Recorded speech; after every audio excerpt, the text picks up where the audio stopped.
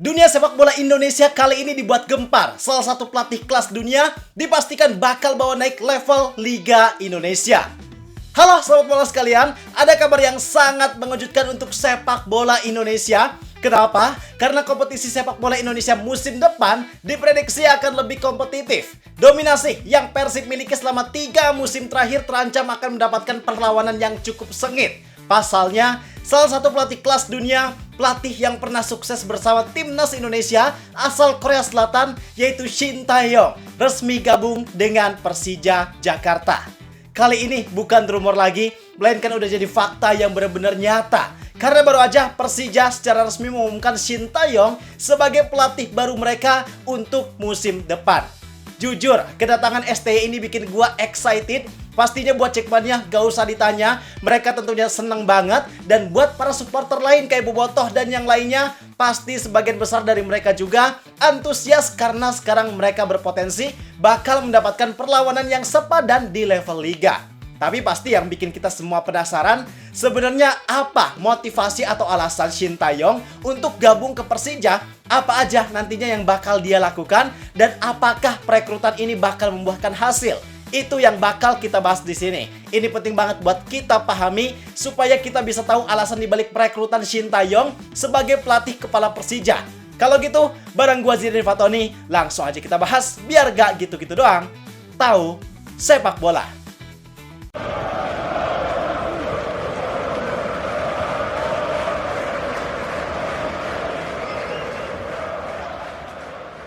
Oke, seperti yang kalian lihat bahwa kabar Shin Tae-yong menjadi pelatih kepala Persija memang udah diumumkan secara official kepada publik. Tentu perekrutan ini merupakan langkah yang sangat besar karena kita semua tahu kualitas Shin Tae-yong gimana. Kita semua tahu sebesar apa nama dia khususnya di kalangan pecinta sepak bola Indonesia. Bahkan uang yang dikeluarkan Persija buat ngerekrut STY juga tentunya gak sedikit.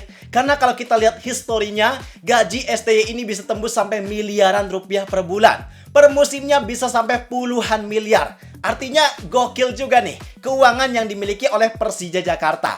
Dan kalau boleh gua bilang, apa yang dilakukan Persija ini kurang lebih sama persis dengan apa yang dilakukan oleh Persib Bandung ketika mereka mendatangkan Luis Mia. Beritanya sangat heboh, ada banyak ekspektasi, ada banyak harapan untuk pelatih tersebut memberikan dampak positif yang signifikan dan nyata buat klub yang bersangkutan.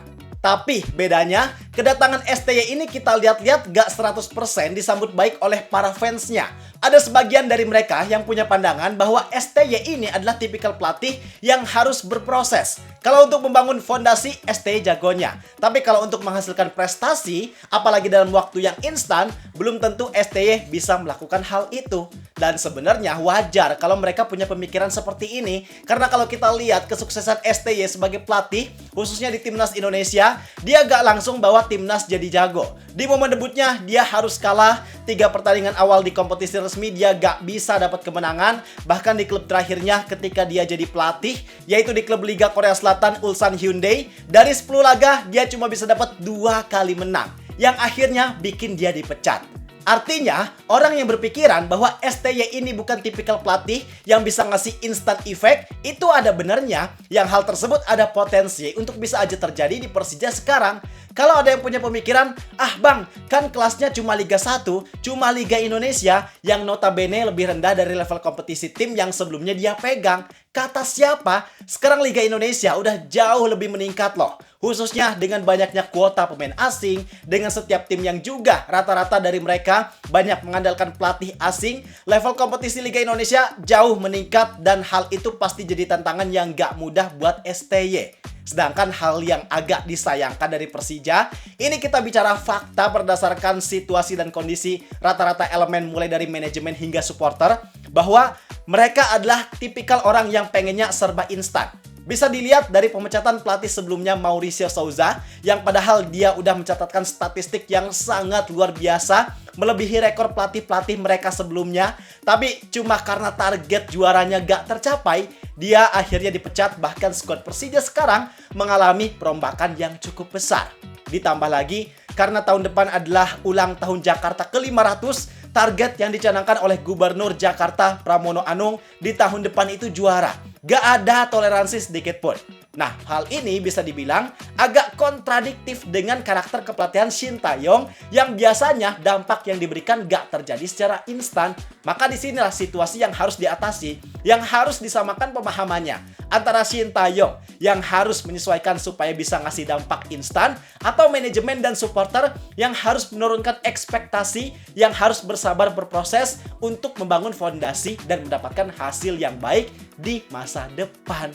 Cuman ada satu hal yang hal ini berdasarkan analisis yang udah gue lakukan bisa jadi solusi dari situasi kontradiktif tersebut. Karena gue dapat kabar ini dari Goalpost Asia. Mereka menyebut bahwa Shin Tae-yong dijanjikan oleh Persija untuk diberikan dana investasi sebesar 30 juta dolar untuk belanja pemain. Kalau dirupiahkan 30 juta dolar itu kurang lebih sekitar 500 miliar rupiah. Ini benar-benar gila banget, Pak. Gue juga agak kaget karena ada klub Indonesia yang bisa invest dana sebanyak itu cuma buat transfer pemain.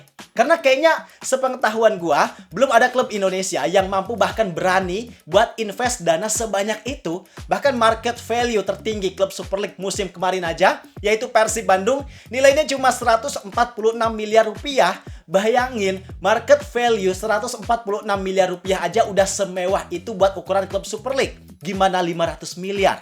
Artinya secara kualitas bisa 3-4 kali lipatnya dari Persib yang sekarang. Maka poin pentingnya adalah kalau memang dana sebesar itu udah disiapkan, bisa dipastikan bahwa Shin Tae-yong punya kebebasan yang sangat leluasa untuk mendatangkan pemain-pemain berkualitas yang sesuai dengan keinginannya. Karena dana sebesar itu sangat mungkin untuk Persija mendatangkan pemain-pemain berkualitas kelas dunia. Kalau kita lihat aja rata-rata market value pemain yang berkompetisi di Serie A Italia ada di kisaran 171 miliar. Masih kembalian banyak banget kalau memang Persija mau mendatangkan pemain kelas dunia. Nah, maka dari situasi ini mungkin bisa jadi peredam dari situasi kontradiktif yang sebelumnya kita bahas. Kenapa? Karena balik lagi, kalau kita lihat track recordnya, ketika STY dikasih pemain berkualitas di Timnas Indonesia lewat jalur naturalisasi, bisa dibilang STY bisa cukup baik dalam memanfaatkan potensi yang dimiliki oleh setiap pemainnya. Dia bisa bikin skuadnya bersaing bahkan dengan lawan yang secara kualitas dan pengalaman ada jauh di atasnya. Maka dengan situasi ini, dengan skuad mewah yang dijanjikan oleh Persija Jakarta, harusnya nggak ada alasan untuk Shin Tae-yong berproses terlebih dahulu. Sedikit banyaknya memang udah seharusnya buat Shin Tae-yong ngasih dampak instan ke Persija Jakarta. Dan sekarang kalau kita bicara apakah perekrutan Shin Tae-yong ini merupakan langkah yang baik buat Persija, apakah bisa menghasilkan prestasi untuk mereka? Jawaban jujurnya tentu sangat punya potensi besar. Karena tadi kan kita udah tahu gimana kualitas Shin Tae-yong, gimana langkah Persija untuk mengimbangi keberhasilannya dengan investasi besar, dan yang paling pentingnya adalah Shin Tae-yong merupakan tipikal pelatih yang menerapkan gaya main pragmatis. Gaya mainnya gak selalu indah, tapi efektif buat mendapatkan kemenangan. Gaya main yang udah terbukti sukses dan efektif di Liga Indonesia, khususnya dibuktikan oleh Persib Bandung yang dalam 3 musim terakhir berhasil meraih gelar juara bersama Boyan Hodak dengan gaya main tersebut. Bahkan ada pemahaman bahwa kalau mau menikmati permainan cantik dan menghibur, permainan menyerang memang jadi solusinya.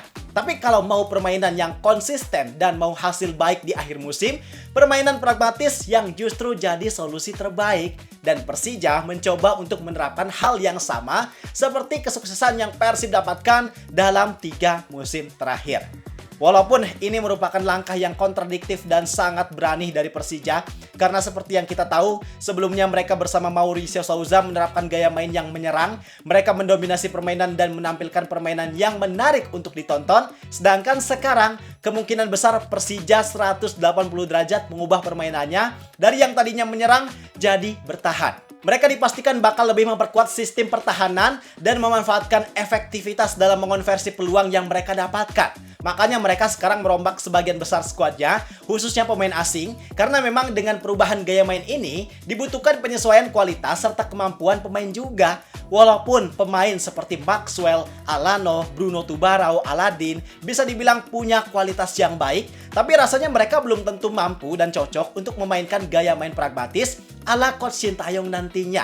Ditambah lagi, penerapan kepelatihan dari STY ini bakal dibantu juga sama gerbong kepelatihan Korea Selatan yang sebelumnya udah sering bersama dengan STY. Kayak JJ selaku interpreter, Yu Jae-hoon selaku pelatih kiper, dan Choi In-chul sebagai asisten pelatih. Termasuk beberapa nama ex anak asuhnya di timnas Indonesia, mereka juga punya kemungkinan besar untuk bergabung ke Persija.